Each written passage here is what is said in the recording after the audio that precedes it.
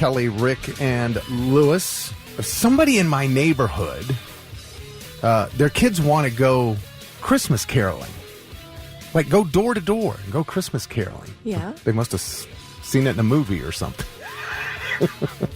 And their dad thinks it's a great idea, and their mom thinks it's a terrible idea. And I'm like, I didn't even know, do people still do this? Do people go Christmas caroling? I haven't had Christmas carolers. We did back when I was growing up on the north end of Columbus. Yeah. I would say as maybe a young teen, 10, 11, 12, 13 years old, people would Christmas carol. We would get Christmas carolers at our front door. Really?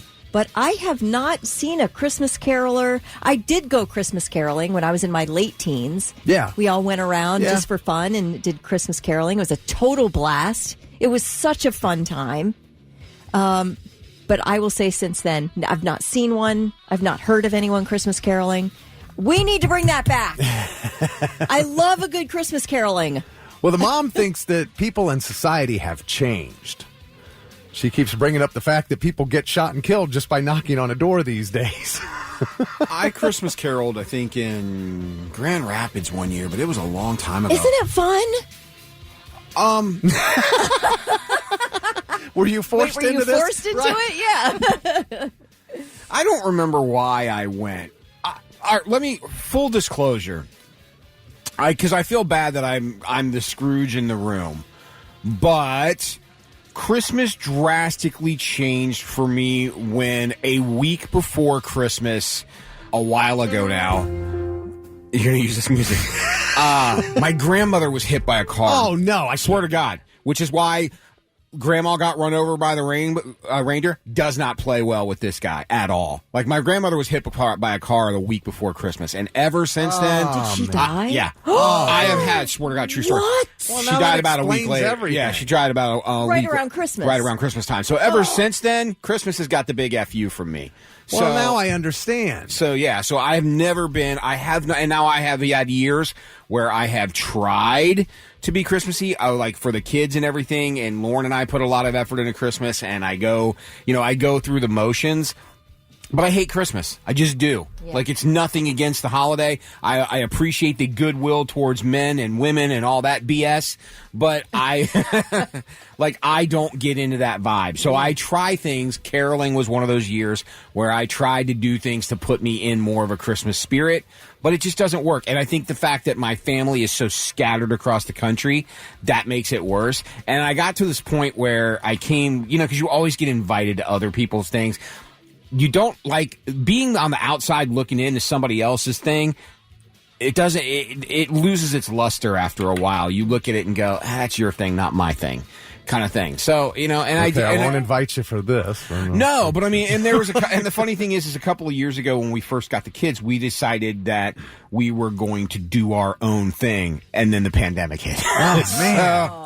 So it's just been like, so it's just, again, I go through the motions. I buy gifts. I do things, but it's just not my vibe anymore. I just don't, I try. Like, I watch a Charlie Brown Christmas Carol to try to feel like a kid again. Now that's a depressing show, though. That doesn't get anyone in a Christmas spirit. But I try to, I love the 'twas the night you wish, and I'll hurry you hope, and we'll plan. We'll do what's necessary, because, yeah. Even a miracle needs a hand. Right. Like, I try all that stuff to get involved with it. It just doesn't play well for me. Like, I just, for whatever reason. So. Well, that's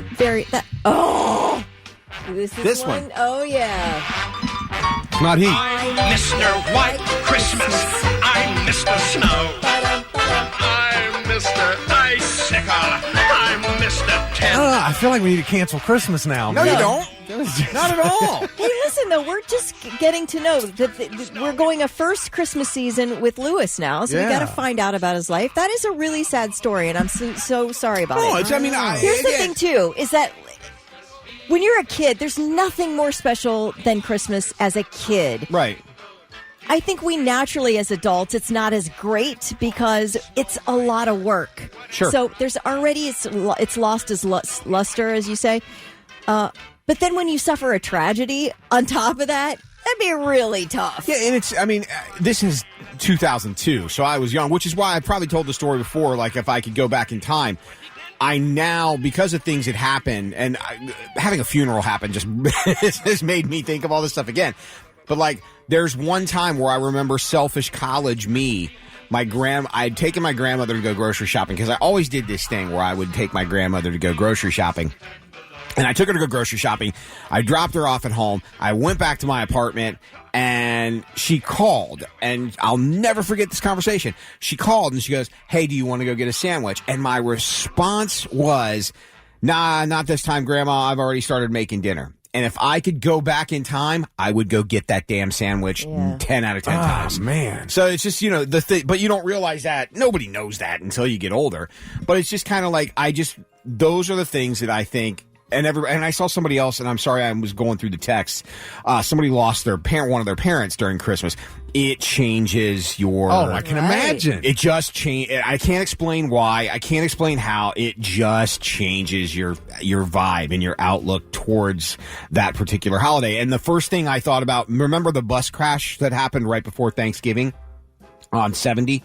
Yes. All of those people now will have a different outlook towards Thanksgiving because no matter what happens and how good or bad your life is going, that's what they're going to remember every Thanksgiving. Yeah. And it's the same thing. It's just, it sucks, but as humans, that's just how we react to things in a lot of cases. And some people do a great job of just putting in a little box, moving on, and doing other people, and I'm not one of them. Like, that's what every year, that's what December 17th, every year, that's what I will think of. Well, and you're like, yeah, I'm not really into Christmas. You said that to me, and I just sit here and joke around in the air and call you Scrooge, and didn't I find this out? And and that's the thing. I am Scrooge. No, it's fine. But I get it though. I get it, and we got a lot of texts coming in that people are in the same boat as you. I mean, you read the one about his mom, and then we had another one here. It says, "I get it, Lewis. I have an EpiPen because I'm allergic to Christmas trees. My dad refused to get a fake tree, so Christmas has always been miserable for me. God. And then 9 years ago, my big brother was murdered in December, so I struggle to get excited about it too." And you just, when you hear somebody say, "I don't like Christmas," but you don't really know until you find out why, and then you hear something like this, and now we have to cancel Christmas. That's why I posted this thing on my socials a while ago. Is Christmas is a reminder of the way things used to be, and it truly is. And that's why my stepdad is going to celebrate his 50th year sobriety this year, and for years he has told me, I understand now why this is the worst time of year if you're any kind of alcoholic or addict or anything else, because all these things are compounded by it. And there's a lot of people everywhere you look. And I kind of joked about the no chick at Christmas policy that me and my college roommate had, because you get to the point where you're like, I can do this. And then you look around, couples, families, people together. It's the holiday that brings people together. But for a lot of people, it's a really rough time. The struggle is real for a lot of people this time of year because all that stuff is in your face. And when you don't have it, God, it makes it rough. It makes you want to drink. It makes you want to do things you shouldn't do. Or it makes you remember things that you don't have and can't have anymore. And it makes you a little sadder than you should be. And Kurt lost his dad Christmas Eve 1998. He says, "It's never been the same." Yeah, I get it, man. I get it. They're just things that can happen that can change a holiday for you. I get it. You do your best to not ruin that for other people because my life isn't your life. I get it. But it's just one of those things where, and there are things about Christmas that I truly do still love.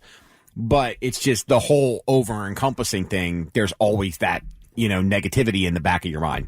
Well, now I understand. Bah humbug!